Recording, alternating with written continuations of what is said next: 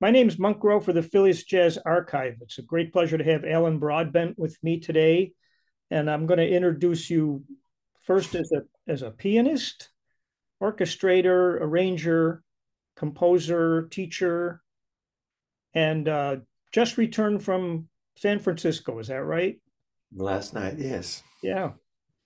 Um, you and I think, share something. There's something in common, and probably with a lot of other people. And I read something that we both had a Dave Brubeck experience Yeah, in our youth. yes, yeah.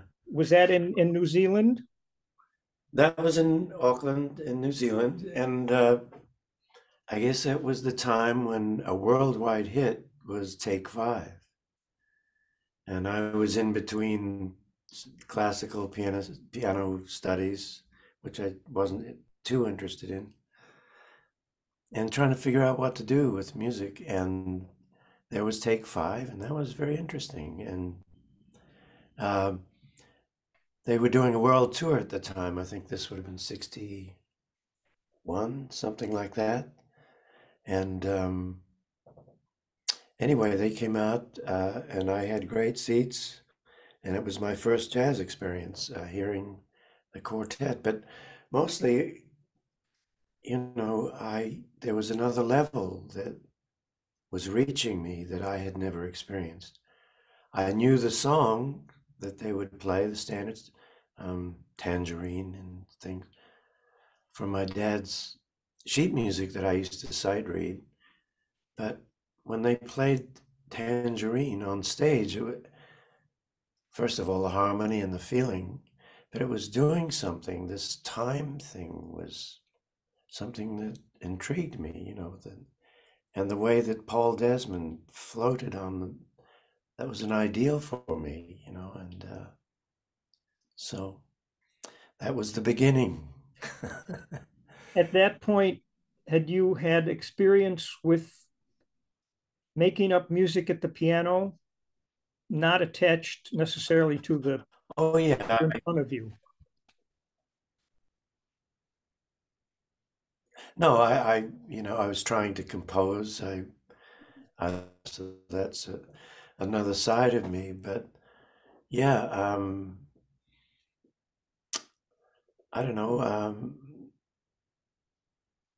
Ask the question again. I'm sorry, Well, I Monk. I just stopped. wondered when you were listening to Desmond float over the band, and he's making up these counter melodies, etc., over the chords. Had you had that experience yourself yet? No, I see. Yeah, I was more or less free, improvising whatever a 14 or 13-year-old doesn't have any structure or know what's going on. But here was a structure that I understood from my dad's sheet music of the standards, like I said.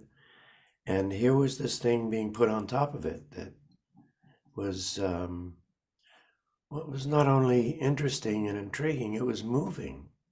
Something was moving me. And that's how I began to search into, well, who made this happen. Mhm. If And you turned eventually, on uh, your favorite radio station at the time, probably would have been AM. What kind of music were you likely to hear in Auckland at that time, early 60s? I think you would have heard the pop music of England. Um, and that would have been the Beatles, and all that was starting to happen, the Stones. And just before that, there were Tommy Steele. There were these English artists who went on to do Finian's Rainbow, I think. But Tommy Steele was a big rock star in England, and people like that. Gene Pitney, he was American with uh, The Town Without Pity or something like Yes, this. exactly. That kind of pop music. Yeah. Did you ever put on, have the record player near the piano and put on recordings and try to poke along and see what was going on? No, I didn't have the means to do that at the time, but I knew intuitively how to do it. And I answered an ad of some like-minded kids that wanted to form a group. And that was my first time with a bass player and drummer. And we were all trying to create this feeling, uh, thousands of miles away from where it really was happening. And I had to find a way to get over the ocean and experience it. Mm, well said.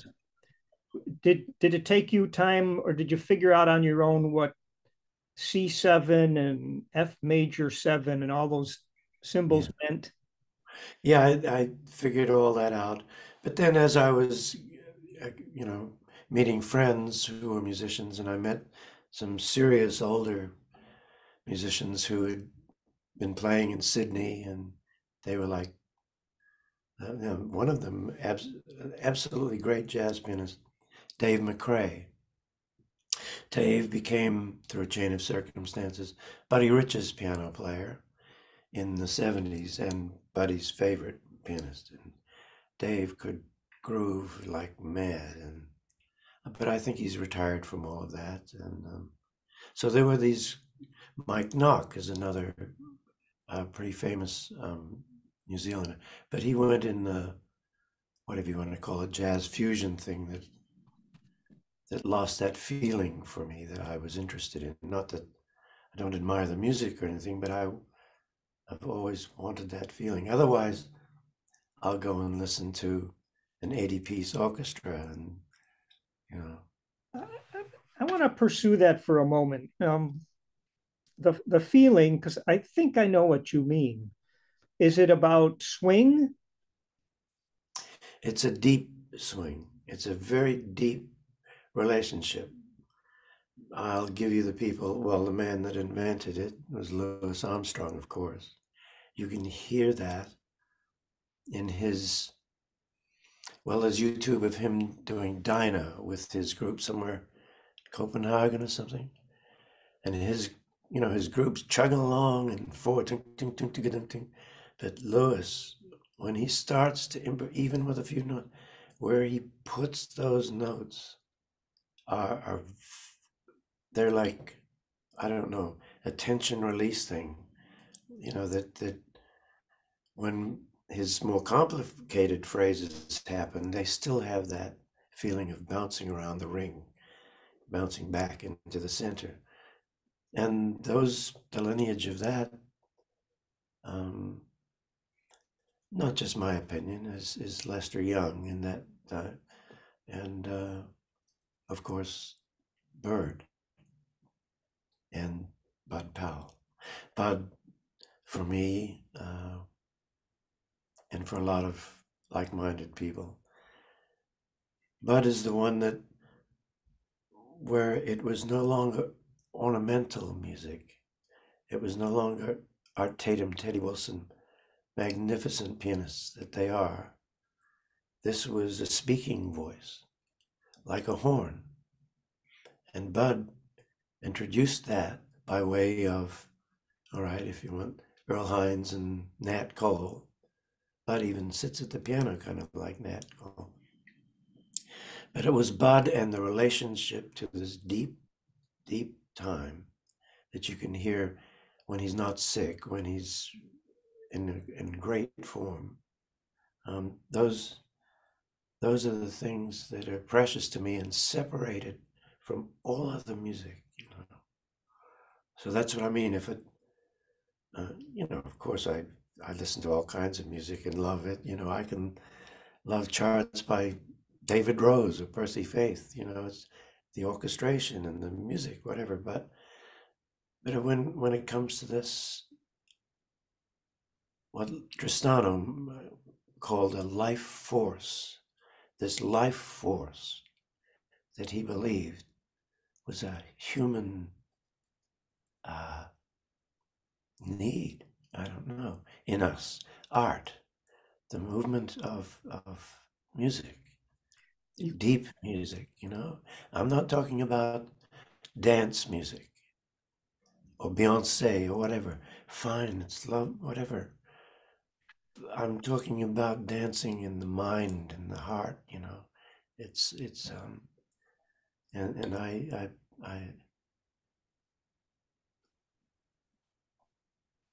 uh well, Bud Powell said, you know, he wished it was treated with the seriousness of purpose with which he meant it. well said. Nice quote. The person that you mentioned, we had a slight cutoff in our connection, and you said this quote from someone. Can Oh, you, Lenny Tristano. Lenny Tristano? Okay. Yeah, Yeah. I studied with him for a few years. Yeah. So Did musicians that rose to a certain level of notoriety in New Zealand, especially in the jazz world, was there a feeling that we need to go, as you put it, thousands of miles away to where this music came from? Was that a goal for most people? no, and it wasn't a goal for me. It was a compunction. It was I something grabbed a hold of me that didn't grab a hold of any of my peers. And I got on a boat, damn it. I got on a boat for 300 pounds, four berth cabin down below sea level. And I was on that boat for a month, get to New York, etc., etc. So when I look back on it, I'm going, what? Because I couldn't afford a plane, and planes had to hop, skip, and a jump over to Hawaii and then stop somewhere in LA and then another stop just to get to New York. So I figured easy just to get on a boat and get off at the other end. Did your parents see you off on that boat? Oh yes, oh yeah, and I'm eternally grateful to them for letting me go. You know, I was 19, so 19. Do you recall if you had a destination, like you knew a person or? Yes, well, I was going to Berkeley College, Okay. Berkeley School of Music. I got a small scholarship, which sort of got me in and got me a student visa, and the rest is history. No. Nice history. Arranging is an hard to define sometimes, but when you're presented with a, a commission or a job or simply curiosity to arrange something that is a common, well-known tune. I'm thinking I wasn't going to get to Paul McCartney right away, but I was struck by the fact that you were involved in that uh, record "Kisses on the Bottom," and you did the chart Thank on you. My Valentine, one of his, but you also did Mm. one on Bye Bye Blackbird. So my question is, when you're presented with this task of a well-known tune, how do you conceive of a different and new setting for it? Well, Monk, I don't. I was invited um, by Diana Krall, who was involved in producing this album with Paul. I've known Diana since she was like 19. She studied with me one summer when she came down from Canada. And so we've had a wonderful professional relationship and all that time. So she and Paul and her rhythm section had already put down the tracks. And Tommy LaPuma, wonderful, wonderful guy, um, basically didn't want me somehow to get in the way. And I knew exactly what he meant, is that what they need is not something which would be inappropriate to suddenly soar with strings and do the whole bit, whatever. It's not appropriate to the task, as you said. So it's a craft, and it's a craft of knowing, well, yes, it could use a carpet here, you know. And if I could just do a simple line that's over the top, there in this space, so I'll be in this space, and the chord space will be under here. It's a very mathematical, visual thing that you can do with orchestrating like this, people in their place. And then you just sort of sit back and stare at the blank page until, by taking, when I see this movement, I know what the chords are, and perhaps I can get some counterpoint, a little subtle thing in there, just so a sensitive listener can say, "Oh, that's Alan there. I just heard for half a bar." It's an Alanism, yes. That takes a lot of a certain attitude, some restraint, and as you said, there's a craft in that as well, to Yeah, be satisfied that you've added a small bit that makes the whole that much better. that's the point. That's the point. And there are other projects I have where the producer, the artist just go, you know, and I go appropriately so, you know, uh, um, because I'm always moved, composer, arranger, I'm moved by the situation. I'm not trying to outdo it or think I always want to be a part of this song, yet create some kind of sub song underneath it, as I like to put it, Hmm. so that I have another song going on. Even with, say, Natalie Cole singing Stardust, I have another Stardust going on, and however subtly so, I can add that way. And to me, it has a subliminal effect on people because we're tuned to recognize things when we're listening to them. So there's a way of setting up those recognitions in orchestration and a little phrase or something. The person might not know because they're only hearing this top line, but Alan under here is adding something. Oh, what is that? So that's my goal. Yeah. Is even in a standard song that I can pretend to be Mahler or whatever. No, not pretend. I can actually move people, you know. And usually, if I am moved at that point, I know that, yeah, okay, that means something. Whereas I never learned um, the craft, if you like, of um, mediocrity.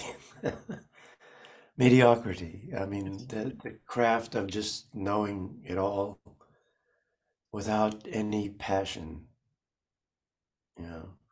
And whatever I'm doing in music, it has to be about some kind of passion because that's what I do. It's fairly profound. Well, Okay, that did you that have and a passion to play in tour with a big band, or was that one of the things that came up and you said, and speaking of Woody Herman, says, well, yeah, I'll try that. I need a gig. well, how I joined Woody is that a great pianist arranger, Nat Pierce, and the great drummer, they were both with Woody back in the 50s and the heyday 60s. I mean, Jake Hanna. And they came down to hear me play at a club. And it was the end of my last year of the semester. And I needed a way to extend my visa, and here was an opportunity. And so they heard me and heard I was an arranger, and I went out with Woody. So that was that. Most of the guys, well, you could correct me if I'm wrong, but most of the band, as time went by, became quite a bit younger than Woody. And did he take um, embrace the opportunity to be introduced to music that he might not have normally considered for his band? I guess so. I mean, considering some of the crap I wrote and that he was open to, I mean, that he was a very generous guy with that. And he saw something in this kid. I don't know. But Why do you call it crap now in hindsight? sorry about that. I'm on the, I'm doing the interview. Bye. I'm sorry. You All have to. right. No, I guess I shouldn't say that kind of stuff. Um, but I will say this about that 20-year-old, 22, 23, is that whatever I wrote, the music holds up for me in general. I just didn't know what I was doing in terms of orchestration and stuff. So it's a case of if only I knew then. Many times it's the other way around. If only I knew now. Did you ever But have players in the band, wind players, come over and say, Alan, there's a better way to do this, or yes, this is yes, on a saxophone, this is just not playable yes, very well. yeah, I did. I did, you know, but I didn't know what to do. So, and I remember Tony Klatka would give me a hand, but my problem wasn't being told. I wasn't able to hear it, you know. So, you know, I wrote piano music and tried to figure out, well, okay, the trumpets go up that end and the trombones, you know, and that's what my charts sound like to me. Okay. Could you write But on could you write on the bus? not really, no, Yeah, no. But that's a whole other world, you know. That's over and done with. I basically fell off the bus in 1972 in Los Angeles. I see. I think I read something in this Woody Herman book that you actually fell into a hole in Japan on some Woody Herman concert. Yeah, yeah, yeah. That was a real thing. Well, that's another Yeah. story. Okay. No, it was there was this gentleman's club that we played somewhere in Tokyo. I don't know, but it had movable stages like this. So the Japanese Benny Goodman band was here performing, and we were on here waiting. Then we came up like this, and we played our set. And anyway, that's how I grabbed myself instead of falling into all the chains and the gears below. So anyway, Uh, long story short. yeah. Okay. I want to ask you, get sort of specific about one of your works, developing story, which you were kind enough to send a link to, and I tried to do a little music analyzation at the end of the first movement because it's really gorgeous. And near the end, there's a pause. It sounds like the piece is over, and there's a few seconds of silence, and then you come back in. So before I describe, then you come back in. Do you recall writing that and scoring it and so forth, and you got to that place and you paused? Because sometimes it's hard to know when things are done. Yeah. Well, are you talking about when the piano quotes this little theme at the Yes, very I'm about end? to get there. Yeah, this is the end of the first movement. And after the pause, you come back in and you eventually arrive, which I think was like an E major seven Yeah. type With harmony. the, yeah, something. Yes. And the specific thing that I wanted to ask about is you play a piano line going up on that chord, and then you do like B flat to B at the top of this chord, and it struck me as if you didn't want it to sound totally gorgeous. You wanted to throw in a a little curveball, and I wonder if I'm over analyzing things or where those things come from. No, that's not that. Is I did have to think that it's not yet the end. It's going to be the end. All that's going to come back at the very end. So I had to leave it sort of just hanging there for a bit, so that you're still going, well, wait a minute, you know. And then I go into the second movement, which is a variation of the variations and blah, blah, blah. And so the third movement is a working out of some things.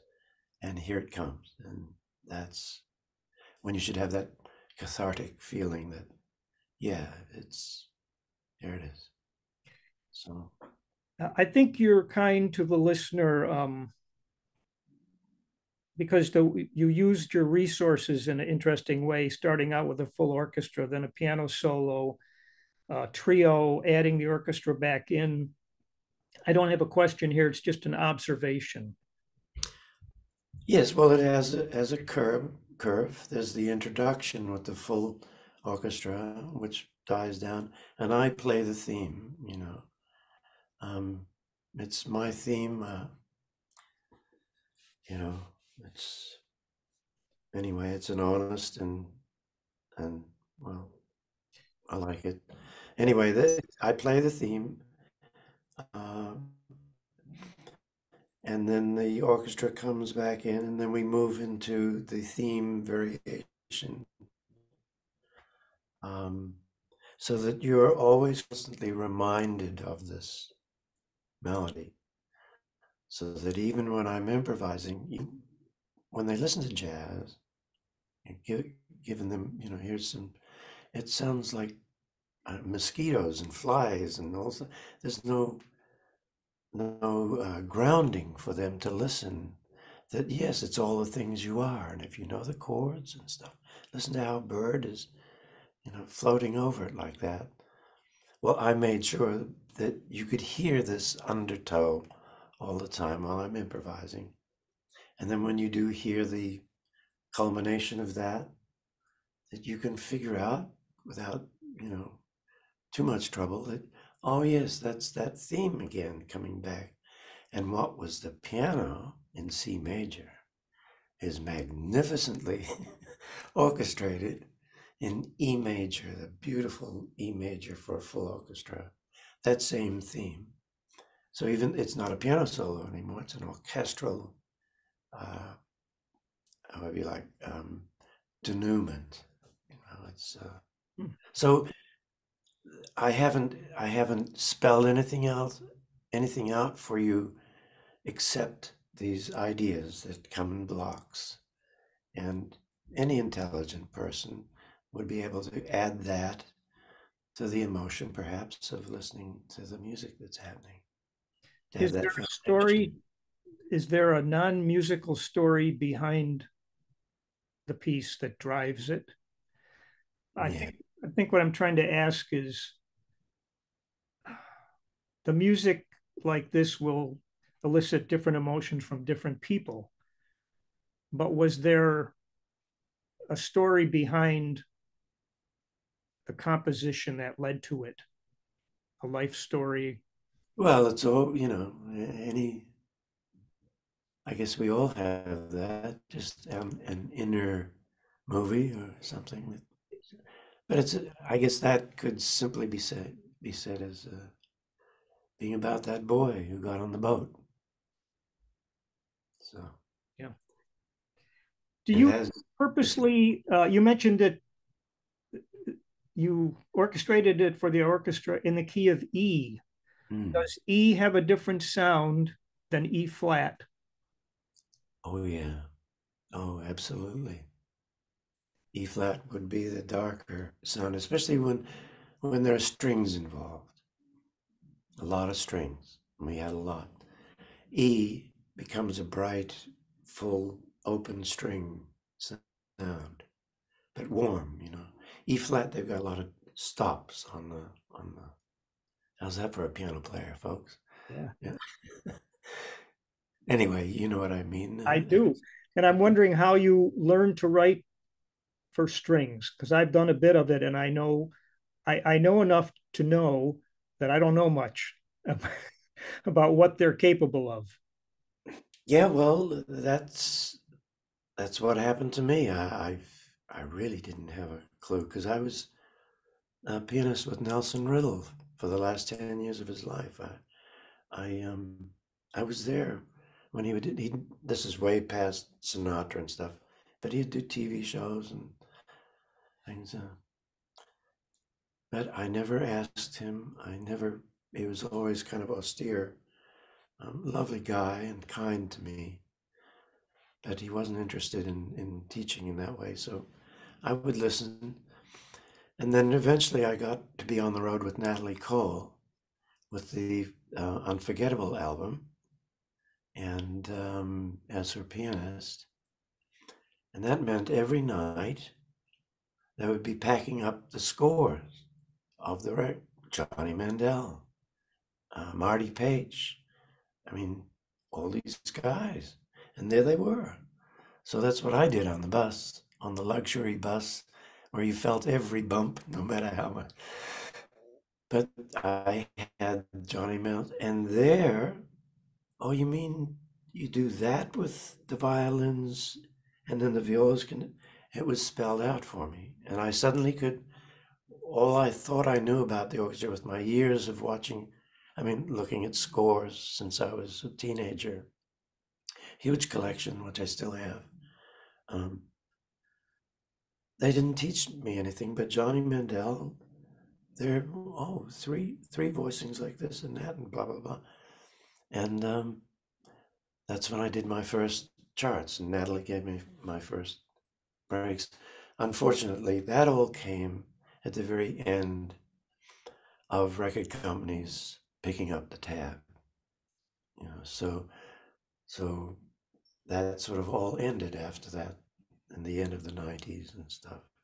Shame. Did it Um, happen in a hurry? seemed to the CD folks, the digital folks were. The digital folks. Well, I'm very thankful to them. I do use.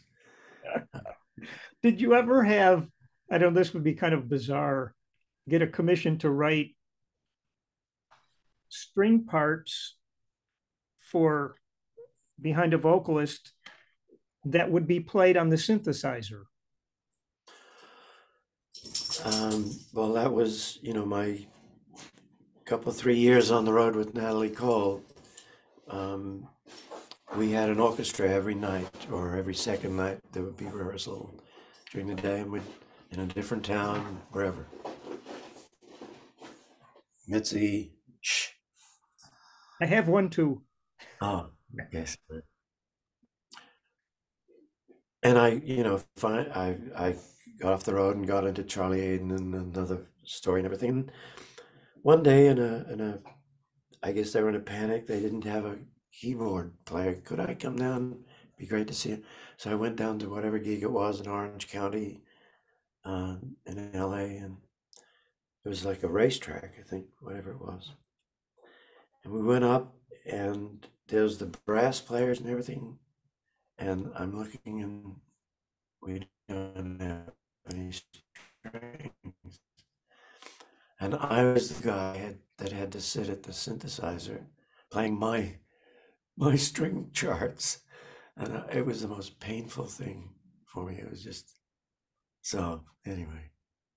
Yeah. No, Yeah, I I it'll never replace this. had an experience like that with a casino here, and they had this act called the Rat Pack. And they Yeah. had Sinatra and Dean Martin, and the whole thing was played on three keyboards, Right. and Yeah. it actually was difficult trying to recreate these things and not frown at the same time. I know. I know. Well, At what yeah. point, I'm going to assume that you've moved from paper and score pad to the computer or not? Not. I there's a stage, there's a process now, because but if I'm to have any inspiration, I'm usually at the piano, but I'm hearing things. I'm not a pianist anymore. I'm not. I'm an orchestra when I'm so whatever. I know what color that's going to be, and I know up here. So I'm experimenting with all that, but always with pencil and paper because the pencil has a tactile thing, if you like, but it's also part of my creative thing. And I'm pretty fast. I have a style after many years. And then then I look at it and now I can see, well, I envisaged that for three horns at that point, but it would be nice to also have the violas on top and Divisi Celli playing with it. And up here in that space again, I could have bassoons holding a low note with the double basses down here, you know, etc., etc. I can see that in my sketch, my pencil sketch, or I can rub, or I can add, or blah, blah, blah. But if I put it straight into the computer, I'm suddenly given that sound, and it's the computer's. This is my orchestra over here, so I have to be sure that when I transfer it, it has my ideas first about the orchestration. Then I can see if it doesn't work. But if I put it into the computer first and then think about orchestrating, I can't because it's no longer malleable. What would be the word for sound that I want changed? Because Yeah, and I think it's already there, you it see. would preclude your ideas you might come up with. That I think it Yeah. would stop your ideas. The flow of them, yeah. If Oh, I'm busy, wondering about the computer and whatever, yes. But there are other times, of course, where the computer really does help. Is that I can, I can, they say cut and paste, but I can transpose and see what it looks like. Whereas that would be a lot of pencil and erasing right there. So, do you then pass things on to a copyist? no, I don't have one, no, but I am in need of not a copyist anymore. What what it is a formatter, somebody who formats the part. There's no copying anymore. It's the computer does it. It's Yes. amazing. Okay. So, I'm wondering if you have moments of, I guess I'd call reflection. I was watching you in Abbey Road Studios with this forest of fantastic musicians, and you're conducting. Do you ever have a moment afterwards where you go, God, I'm glad I got on that boat? oh, yeah. Every day, every day, yeah. So, yeah, I still have to scratch myself with a few things like that. That's how gentleman Ralph Kemper, the producer, took it upon himself to finance the whole developing story and the Dave Brubeck album. An amazing, amazing fellow. So What was his name again? Ralph, as in German, Ralf Kemper, Okay. but very. He loved the music. What can I say? So I wish it sold a million copies, but Did your confidence that your arrangements and your orchestrations were going to work increase over the years? I'm thinking about those moments where you write a chart, especially pre-computer, and you work for hours and days on it. And the first time it gets played, and you've got your fingers crossed, Yeah. They call it the cringe moment, you know. So you better be hearing what you're hearing. That's why somebody like John Williams, who sits there and just writes, and then Star Wars comes out or something, it's like that's their instrument. You know what I mean? Nelson Riddle, that's his instrument. For me, I had to battle with the piano being my instrument and finding a way to break away from it. Now I come back to it, as I said before, and it is my slave because I'm not hearing that. I'm hearing an oboe and a two clarinet, whatever. It's, So your orchestral pieces are not necessarily realizations of your piano compositions. Is that a correct statement? yeah, I would say that perhaps the single note part of it would be the song part of it. Yeah, but it's it it has to have an atmosphere of orchestration. It's got to be an orchestra. It's got to have this feeling. Yeah, it's not just a clarinet player and a harp and no, at all times, even if it's a soloist, we have to have the feeling that it's an orchestra. Which uh, is like a, how do I say should at all times to the audience feel like it is coming from an orchestra, not just this, not just the strings over here, and then the flutes over there and whatever, but there has to be this combination swimming around that makes it beautiful, you know, beyond the mediocre, On the mediocre. and Back which in I can. 1974, I think you did a piece called Variations on a Scene, Oh my which God, which that is, involved it was a chamber group and the Woody Herman Orchestra, and that was a lot to bite off at that time, wasn't it? no, that was the Houston Symphony Orchestra. That was a huge thing. Yeah, well, I wouldn't do that anymore. But listen, again, there's some very, when I listened to the kid when he was 23, there's some quite beautiful moments.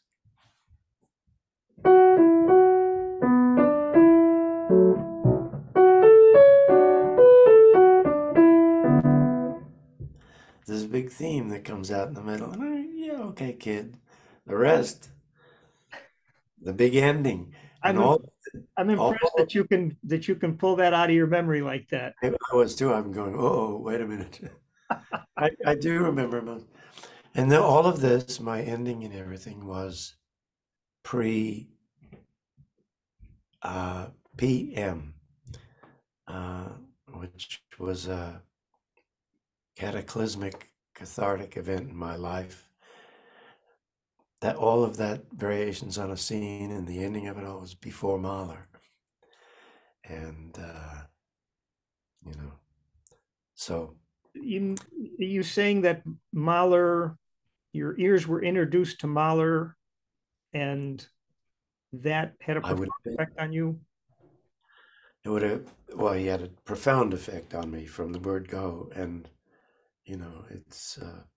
it makes my attempts seem so pretentious. But I have to think of it as just a kid um, who's having fun writing Yeah. and doesn't know any better. So there you There's a go. there's an interesting Now I know better. there's an interesting anecdote about when Stravinsky Oh wrote man, the you're Ebony right. Concerto. Stravinsky wrote the Ebony Concerto for the Woody Herman Band, and Yeah, apparently quite the scene. And Chubby Jackson talked about like, what is this? This does not groove. that's right. Stravinsky. Yeah. Well, I was going to mention something, but I can't. Um, what were we talking about just before that? We were talking about your variations on a scene. Right. Yeah. Oh well, I can't. Okay, we'll come back to it. Yeah, yeah. Yeah. The the part of orchestrating, I'm wondering if you have, I'm going to ask you about, do you have two favorite things? First of all, do you have favorite doublings of a melody, combinations of instruments that you particularly like because they sound like one new instrument or something? Yeah. Well, you see, um, that's where Mahler comes in. That's when I really, whatever I learned from Johnny Mandel and everybody else, now began the time of refining my ear, and the where Mahler, say in a particular passage in the violins, while he's got this beautiful counterpoint going, and you're following it all in this violin passage. Suddenly, not suddenly, but somehow it becomes an oboe, and it's like it's transitioned into this other sound while all this other movement under this beautiful uh, movement is going. So it's constantly changing. So if I had to choose what, I always love many flutes in unison. And one of the most beautiful examples is in Mahler's, this is where I first heard it, Mahler's Fourth Symphony, the second theme that comes in E major, um, has this quality of him strolling in the fields, you know.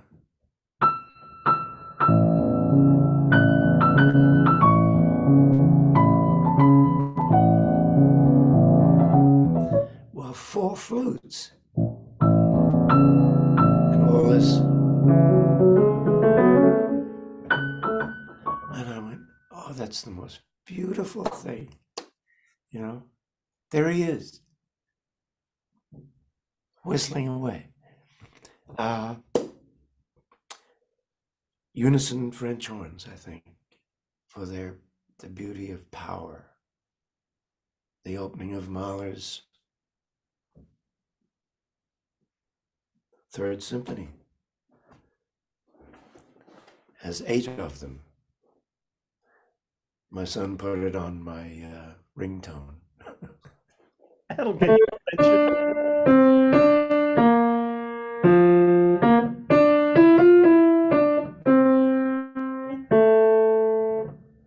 And you have to remember with this guy, nothing like that had ever been heard in the world before.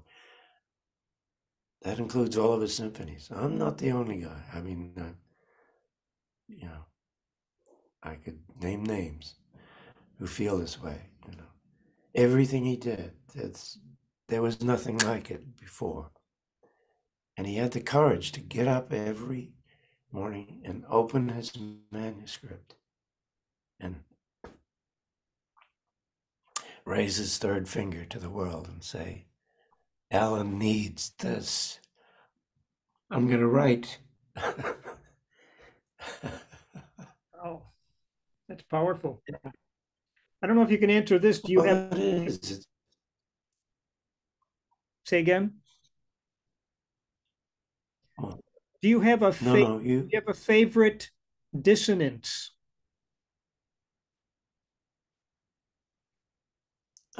actually, I do. How about that? Who would have thunk that question, but here it is.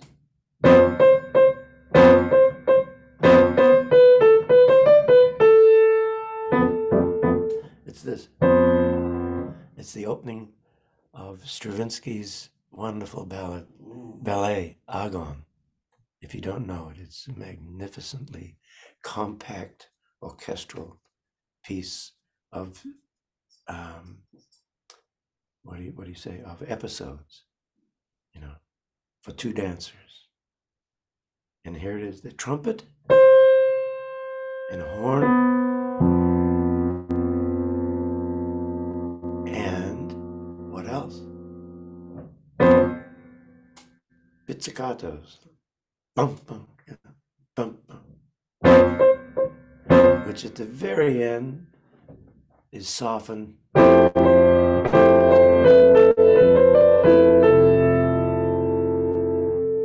What, it's Igor, who hated Mahler. Igor hated Mahler.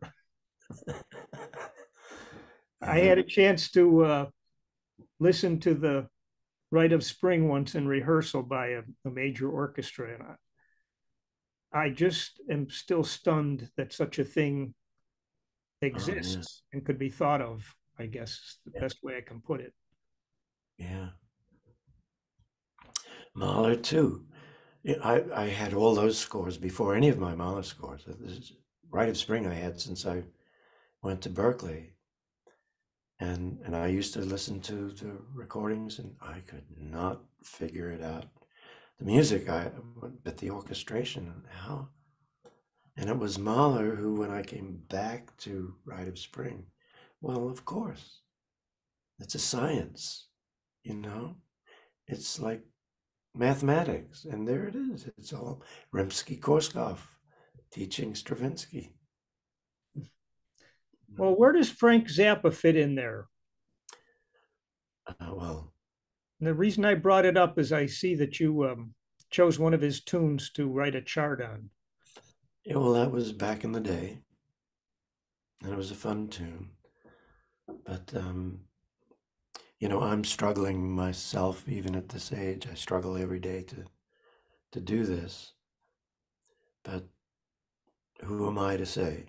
But I feel there's a touch of dilettantism with Frank, you know. But like I said, who am I?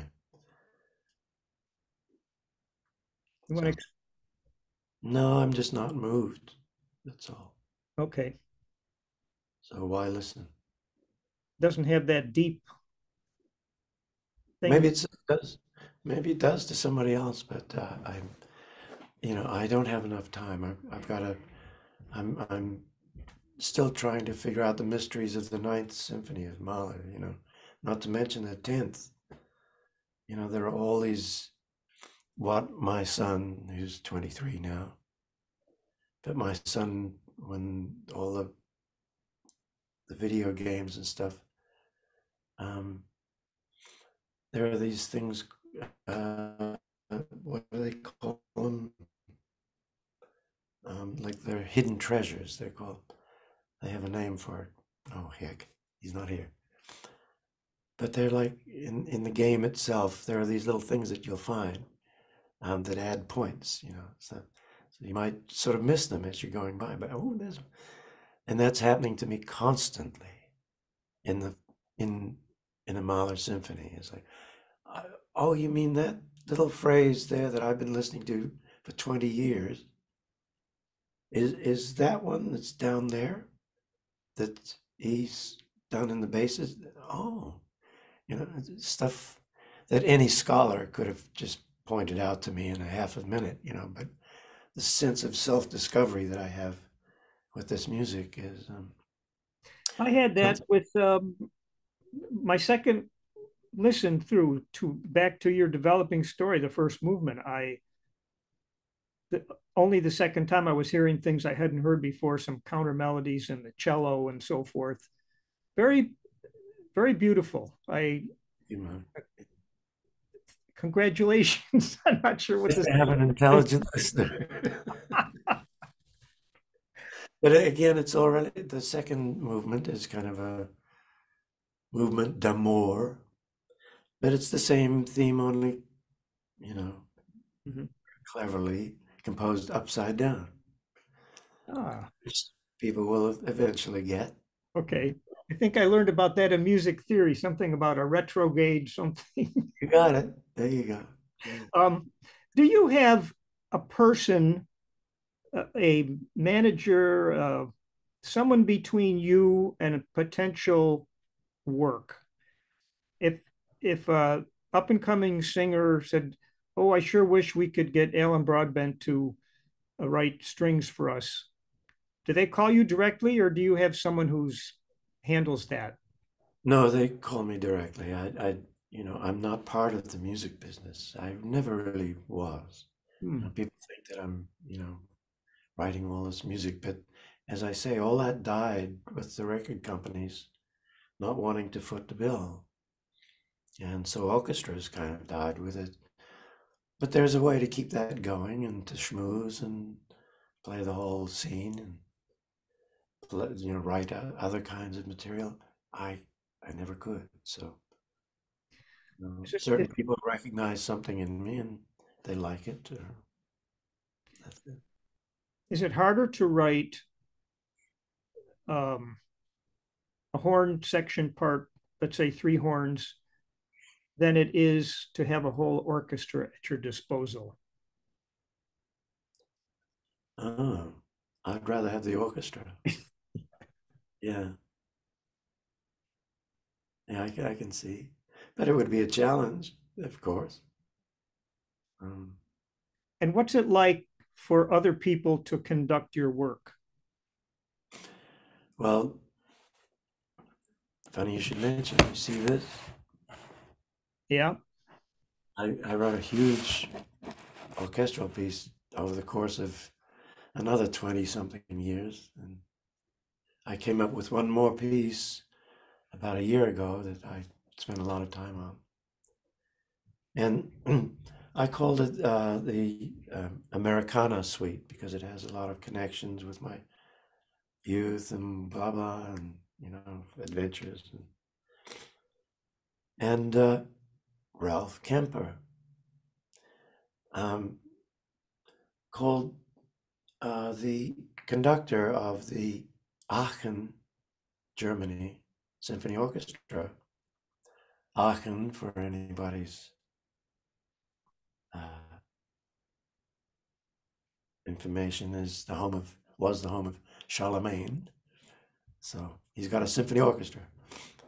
Um, and the conductor said yes. So in February, I got my fly miles and flew over there.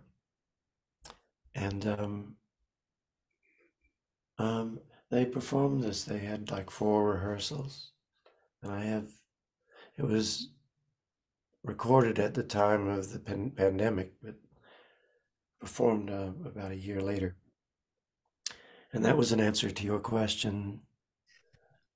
About Um, your expectations of your piece when someone else is conducting yeah, it. that's right. Um, yeah, this was my first experience. And the conductor, wonderful English conductor, Christopher Ward, he also conducts the Memphis Orchestra, I think. Um, he took it upon himself and conducted. Oh man, I it was just a wonderful thing to see. So I'm sorry to go on, but it's like, yes, somebody believing in music that I believed in. You know, it's not commercial stuff. It's not high art, but it's my best attempt. And and to see somebody like on a chord going like that or cueing this, and it's all visceral to me because I know what he's doing and he's getting results. So that's a wonderful feeling, especially because now when I orchestrate something, I know that that's what I need, and there it is. And it says it on paper there with my pencil that went into the computer. So that's a joyous feeling. And the other thing, too, is the German audiences, they're a different kind of animal. I mean, I was sitting to the side discreetly, just observing the symphony playing in the audience. And a lot of the audience was sitting on the edge of their seats and like listening, attentively. It's like, whoa. So yeah, that's a whole experience in music. And that's why the boy got on the boat, I guess. Is that because what people do to me, what Bird did to me, what Bud to me, in my own little reflective light, I'd like to do some to somebody else, you know. So That's a wonderful way to verbalize that. And I'll wrap up here soon. How do you pass on that passion that you have to your students? Can you? I have with a few I have, yeah. But that's different. That's the experience of improvising jazz with that feeling. So most of them that I have don't know how to play that feeling, so that it become it's this bouncy triplet kind of thing. Whereas there's another way of playing jazz eighth notes that sink into the time, into the metronome, whatever you're using. Yeah. The time is felt thanks to Bud Powell. The time is now in my phrase. It's not in my left hand. So I've got to get them to learn fingerings that give that upbeat and a stress laid back on the time. And the way they do that is by playing very closely along with Bud Powell, which they have technical proficiency to do it. But when now on YouTube, you can instantly slow it down 50% and still get the notes. And with Bud Powell or Bird or Lester Young, Louis Armstrong, when you slow that down by half, the time is not altered. It actually, you can feel it more deeply because there it is. There's the, and here's Louis, you know, you can really feel how they push and pull the time like taffy. It's going down the straight line. And Um, that's the sense of time that I try to give to my yeah, that's students. interesting. It's like putting it under Yeah. a microscope. Um, I know that I had a realization with Louis Armstrong just in his quarter notes. Yes. They're not Hard to define, but man, that's the secret. That's the secret. And that's where the love is. You know, I really, and it's not a technical thing. It's like Bill Evans. He hated it when people started to intellectualize about his music and stuff. It's not anything intellectual. It's about feeling. And it's true that for us, the performers that are into this feeling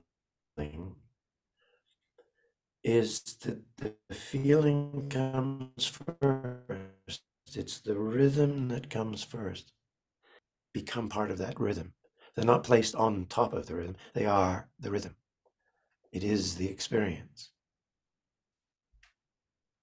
Kind of. well, this has been a very fascinating conversation, Mr. Broadbent, and I appreciate your time. Uh, Uh, yeah, you have a project to work on when we sign off. What are you working on right now? well, I have over many years I've written standard songs. I've loved them, but they're in my own vein and they're standard songs. They don't belong anywhere other than, but there's a wonderful singer and lyricist in England, in London, Georgia Mancio, Italian English. And she writes really, really nice stuff. And we've sort of hit it off. And about almost 50 of my songs over the years, she's written lyrics to. So we're going to do a second album um, in about 2 weeks. I'm going over there. So, I wonder if one of those songs might be the melody from the second movement of your developing story. oh, that's interesting. Yeah. But that's more of an instrumental melody, you know. And then we could go I on could to. hear someone singing it Yeah. right there. No, thank you very much, Mark. I appreciate it. All right. Well, again, thanks for your time and continued luck. Congratulations on your career. Well, thank you very much, Mark. It's been a pleasure. Thank you. I'll just sign off here and we'll say our goodbyes. And yo to Hamilton College. Yo.